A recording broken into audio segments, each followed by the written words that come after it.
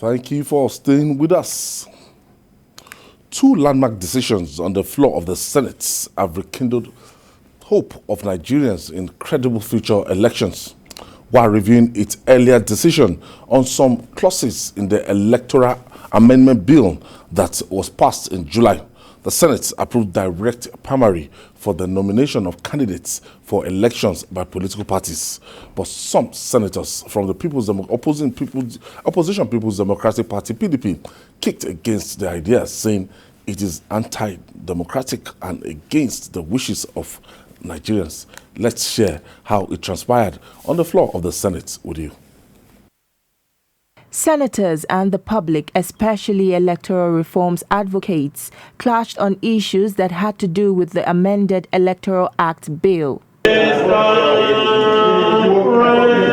But now lawmakers are back to the drawing board as they begin the harmonization of this critical piece of legislation.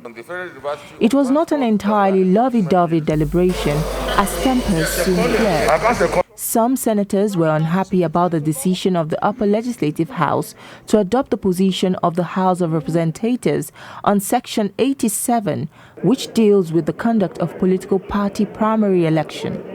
We all agree that some of us have problems with our governors, but that should not tie the party to only one choice. We must give the party opportunity to practice democracy. Democracy is all about choices.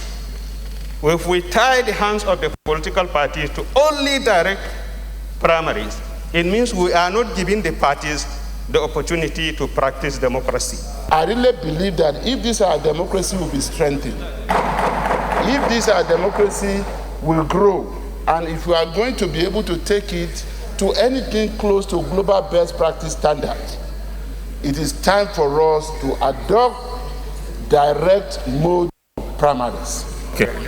Asking them to come and vote will require a lot of enlightenment rather than having the indirect that would limit the numbers of those who will participate in primary elections. So I hold the view, Mr. President, that it is more cheaper, less cumbersome to have indirect primary elections. The upper chamber finally resolved that political parties seeking to nominate candidates for elections shall hold direct primaries for aspirants to all elective positions, which will be monitored by INEC. The Senate insists this will strengthen the internal democracy among political parties. A bill for an act to repeal the Electoral Act and enact the Electoral Act 2021 and for other matters connected there with 2021, third reading taken and the bill is passed.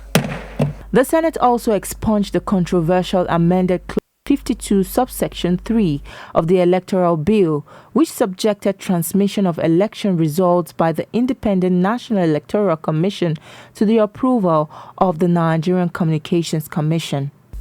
TJ Swadio, TVC News, Abuja.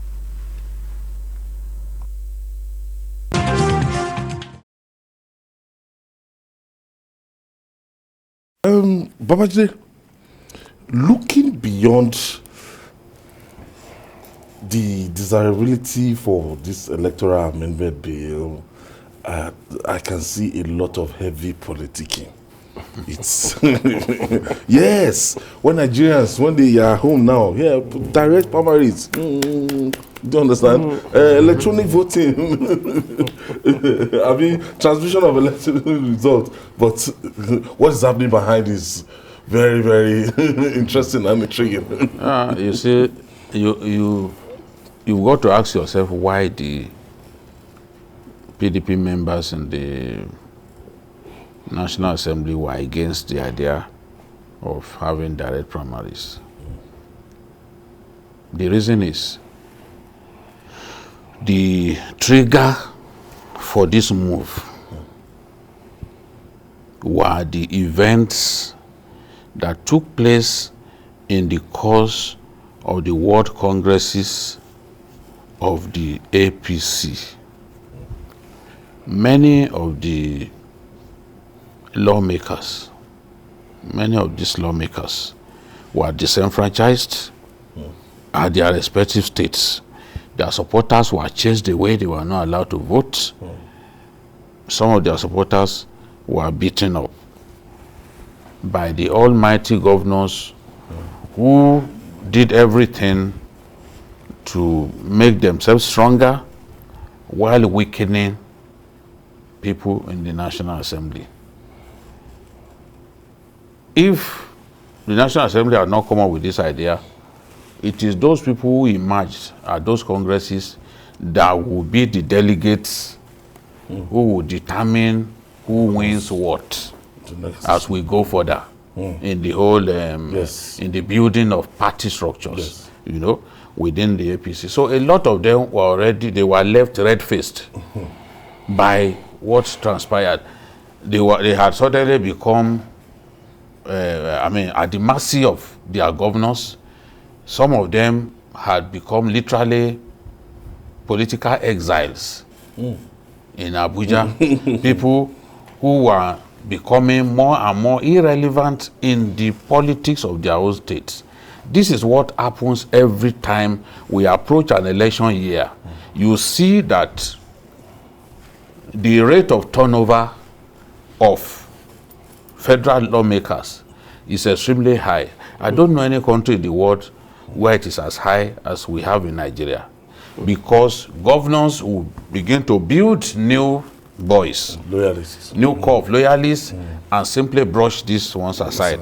Governors who see themselves as God with the small letter G want to determine who gets what. Everything, assembly. If you are not friendly with your governor, or your governor had some rumors about you that, oh, Ayo is eyeing my job. Ayo is not loyal. Ayo said something about me about his wife at a giddy parlor after I was drunk, and those things suggest that he could work against me. You then see the governor start moving against you without asking you, without asking you that, look, I heard that you said so things at a drinking den. What happened?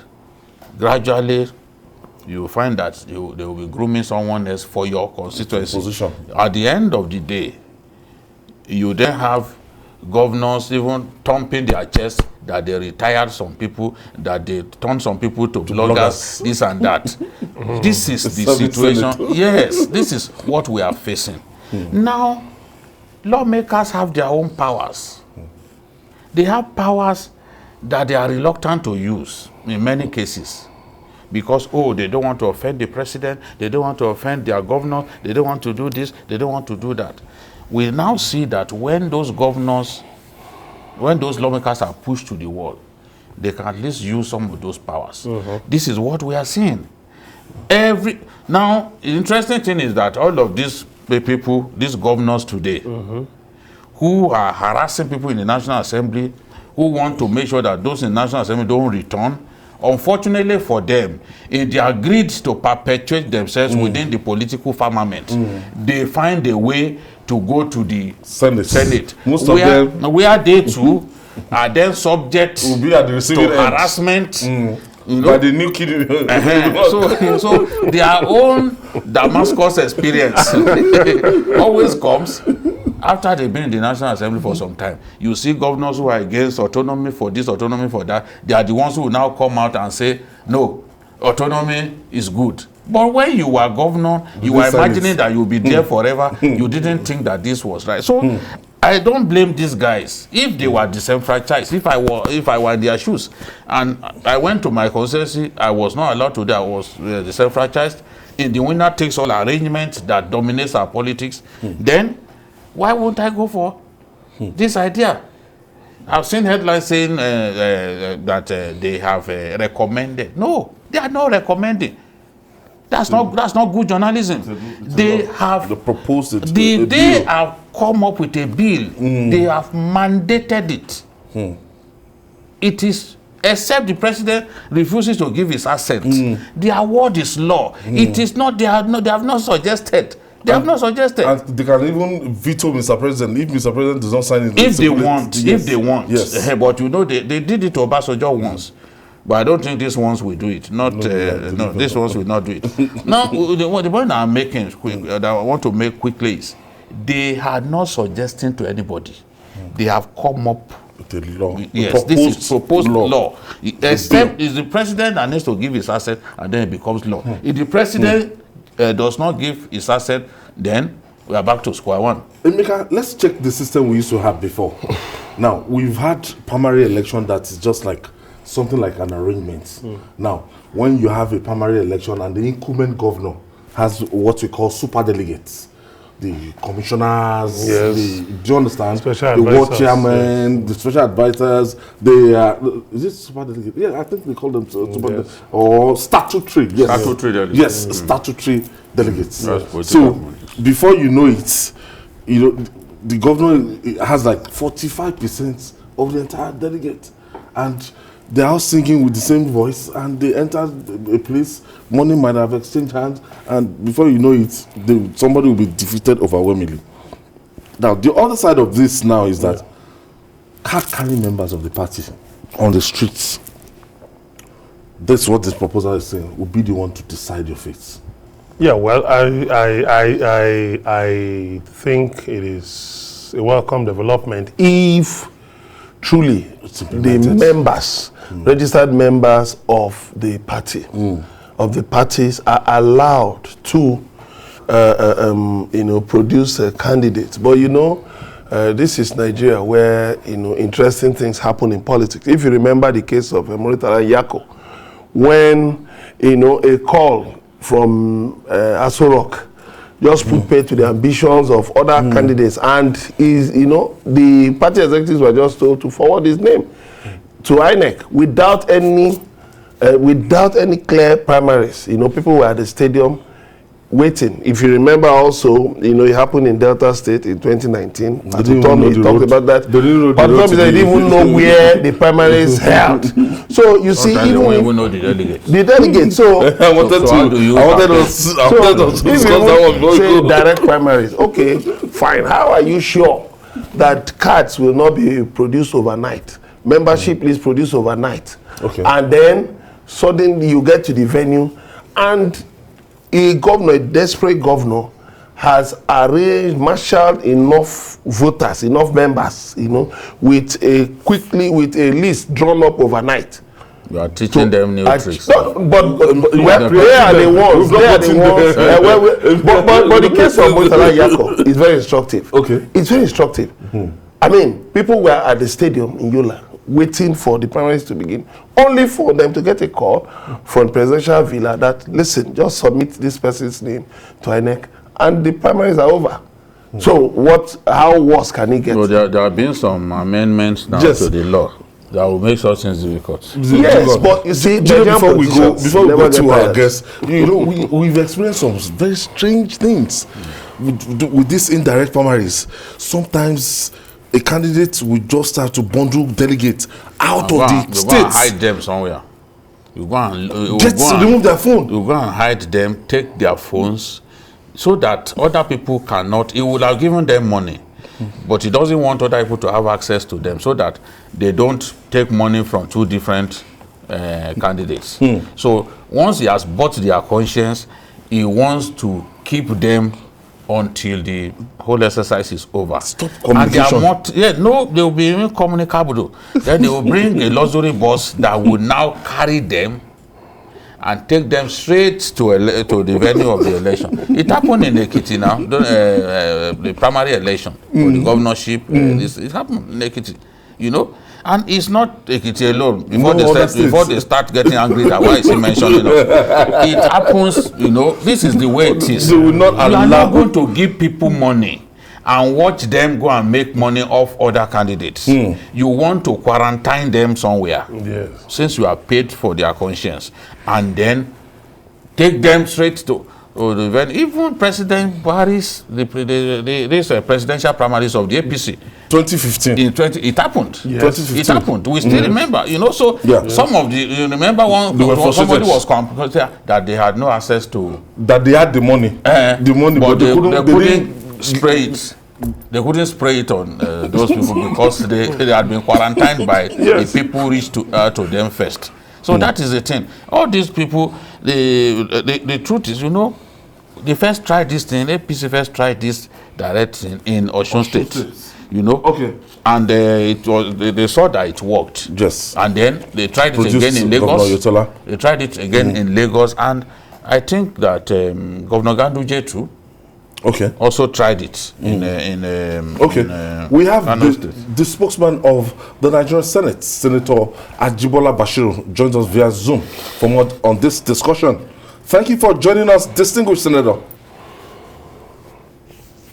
Good evening, eminent journalists. I'm happy to join you at this very important hangout. Yes, we are happy to hang out with you as well. Representing Central, I think Oshogo. Yes, Osun Central. I remember Osun Central. Yes. I remember your direct primaries. You started it. You people are the forerunners of the direct primary arrangement. I was there with him that day. So what?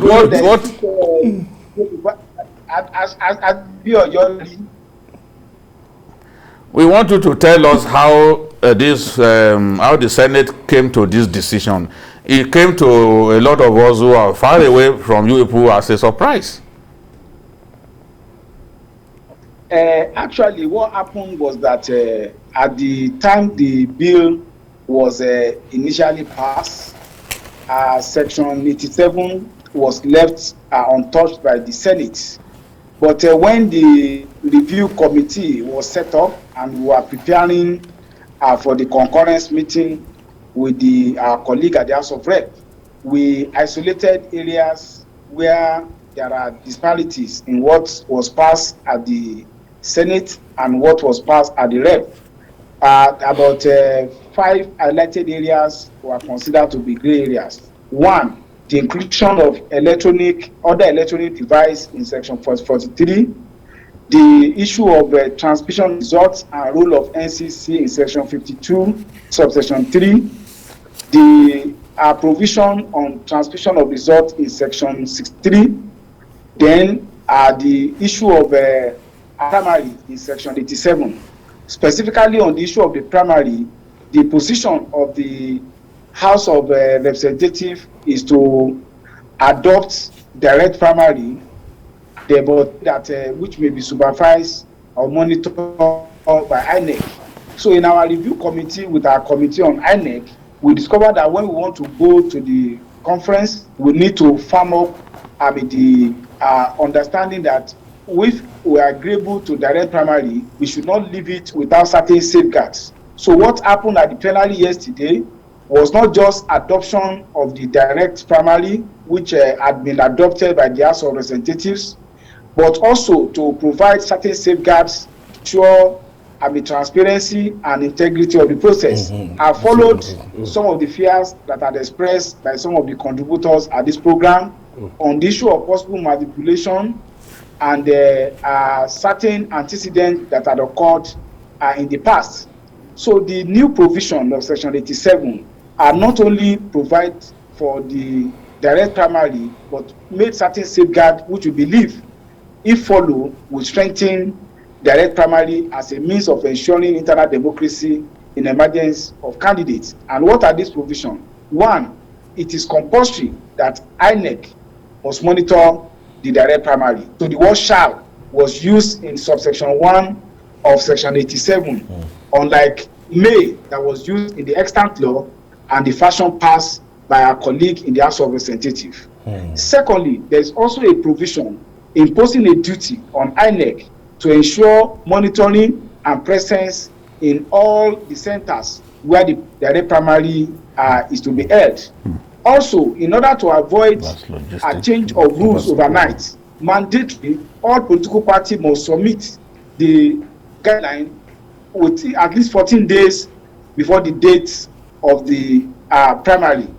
Also, every clear aspirant is entitled to within 14 days or not more than 14 days to the copy of the guideline to be used for the primary.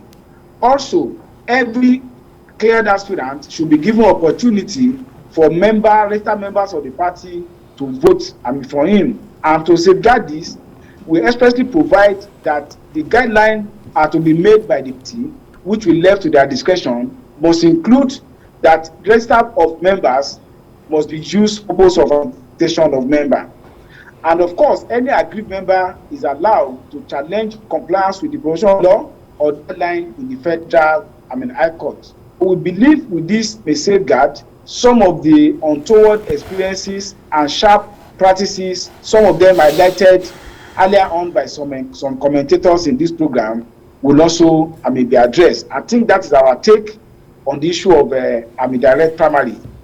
And of course, on such kind of matter, you cannot but have divergent opinion and views and fear expressed. One of the issues, definitely, is the issue of logistics, of being able to do so. But a response to this is that for every process that will be transparent, there will be need for logistic requirements, and the National Assembly is willing and ready to use the power of appropriation to support the realization of the goal of direct primary and the additional logistic challenge that are placed on the door of INEC.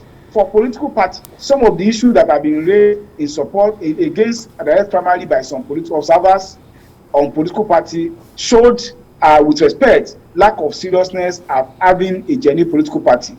I'm a legal practitioner. We have roles of legal practitioners, barbers associations, hairdressers, market women. They have their own register. So why will a political party be complaining that it will be hard to have a register of its member for the purpose of organizing somebody that will be the flag bearer of his own political party? Senator And as regard logistic, yes. Now, why did your colleagues, in this same bill, why did they go against it from the People's Democratic Party?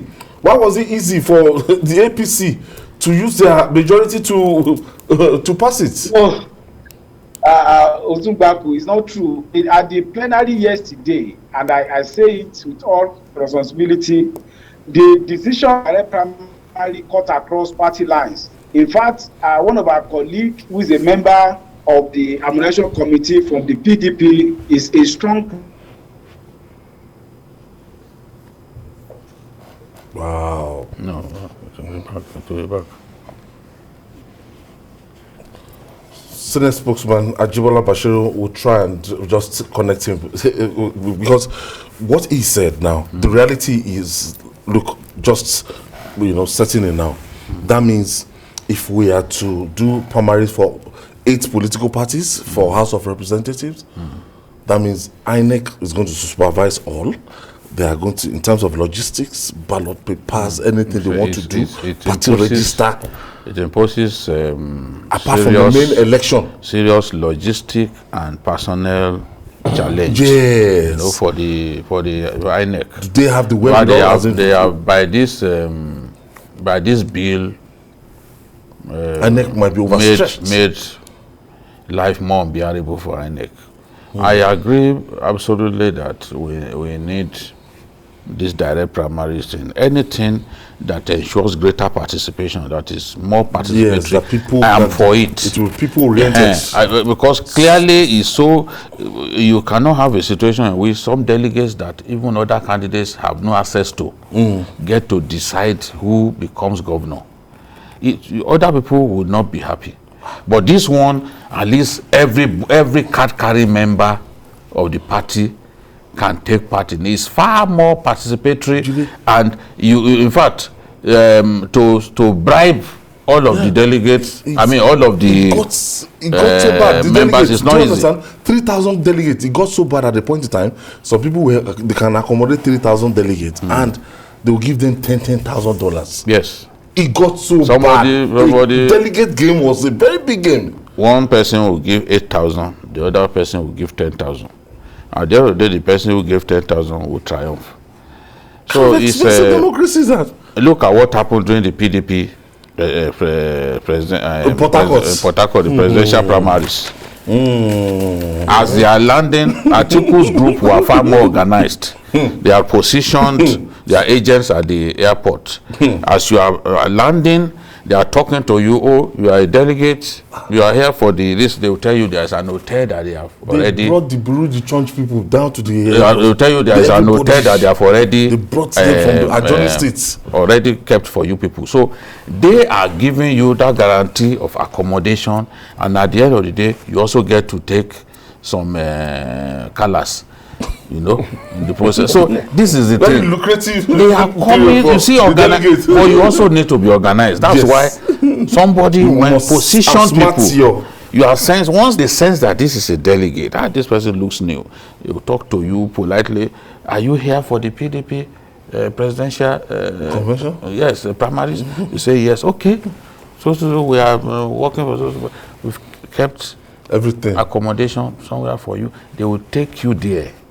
At the end of the day, they start talking to you, and then you get your money, and some people will now be surprised that somebody won. This is the way it is. They call it the two. You know, it's about outflanking, you know, strategy, both in the game of spending money and the rest. So that's what we see. Mm-hmm. Okay, Ernest is calling us from Benin in Edo State. Hello, Ernest. I hope I'm on to journalist Hangout. Yes, go ahead, please. Yeah, good evening. I want to thank you for your program. It's very educative and enlightening. Thank you, Ernest. It's good. What has just happened is good for them. It now means that the people own the party. It is not where one man will sit down and dictate what will happen. Yes. So it's very good for us. But I just have one or two observations to the content of this program. I would advise that the anchor man should allow the people that are making contributions on the floor to make their contributions, so that if that interjection that it normally makes into it, perhaps it makes them look their train of thought, and we the followers are not able to follow. So please, I would advise that the anchor man should allow the interviewers to air their views freely, so that if you have any questions, thank you. Thank you. At least we'll get better. That's feedback. We'll go back to Senator Ajibola Bashir, the Senate spokesman. Nigerians are curious in terms of this logistics, in terms of the burden you are going to be placing. Personnel challenge for the Independent National Electoral Commission. Already, people are calling for the unbundling of INEC, but look at what you've now given to them again. You see, the answer to that simply, as I said, the INEC presently has an obligation to monitor, but the obligation is not mandatory. And also, at times, we try to magnify the challenges beyond the realistic sense. Somebody, for instance, raised that there were so many political parties. How would INEC be able to cope with direct primary in that regard? But I know, and I know gentlemen there also know, that in real sense of it, there are two political parties in Nigeria, the APC and the PDP. No. The other political parties, with respect to them. How about ABGA? We have ABGA, we have YPP, we have SDP. There's a YPP senator. Why out of 109 senator? It doesn't matter. It's representing a constituency. You have SDP as of rep. Will also introduce seriousness of people who really want change to form coalition to be able to have a stronger political party. I'm a believer in multi-party democracy, but you can only have multi-party democracy in the sense of strong a party, not what I call NI party, not a single individual political party. So the challenge now is that in reality, if a political party does not have members beyond Abuja, they will direct primary in Abuja. But if a party like our own party that has structure in all polling units, we have polling unit ESCO, we have ability to deploy resources to be able to do so. So we cannot be making case for weak organization. In fact, one of the issues that was raised by Senator Eke Kremadu was possibility of having a staggered primary for presidential election. And we said that could be a matter for the guideline of each political party. just like it's done in the United States of America, you could do a staggered primary, but give notification to INEC as to the date you want to do the primary. Let the guideline be available to the aspirants 14 days before the primary. So there's nothing stopping staggered primary if your guidelines will provide. So what we have done in the law is to give the discretion as to the mode of the direct primary, the guideline. The only stipulation that is mandatory is that you must use the register of your member for the purpose of accreditation. We don't want what happened where somebody overnight will just go and muster all manner of people to come out at the primary.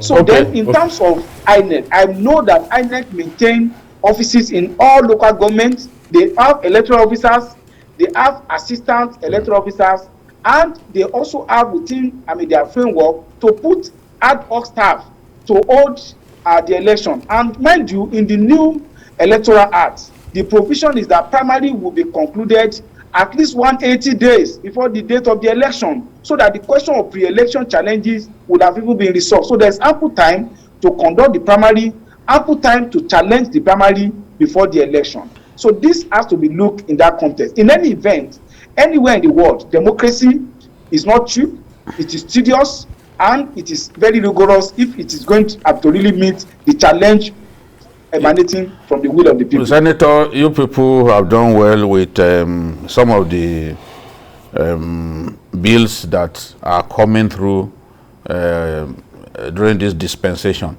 But there are people who are saying that it was easy for the APC caucus and the Senate to achieve some unanimity on this matter because a good number of them had been disenfranchised at the level of the World Congresses and all of that. And that the usual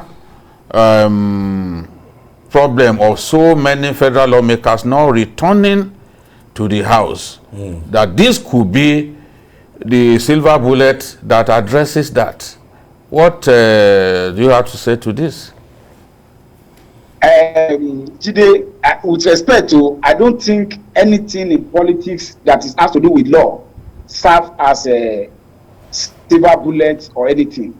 First and foremost, I must say that I don't have problem with my governor, and I don't have problem with my political establishment in my states. In fact, my leaders in my states, including Bababisi Akonde and the governor, are already convert direct primary mode even before this occur. You will recollect, and I know Ozungaku was also in Osun when we did primary in 2018, and also my own primary in 2019. We adopted direct primary, and that was also replicated in Lagos. So as far as I am concerned, I don't, there's nothing personal about it, and I will say that I'm one of the advocates of direct primary, and of course with support of my leaders in my state.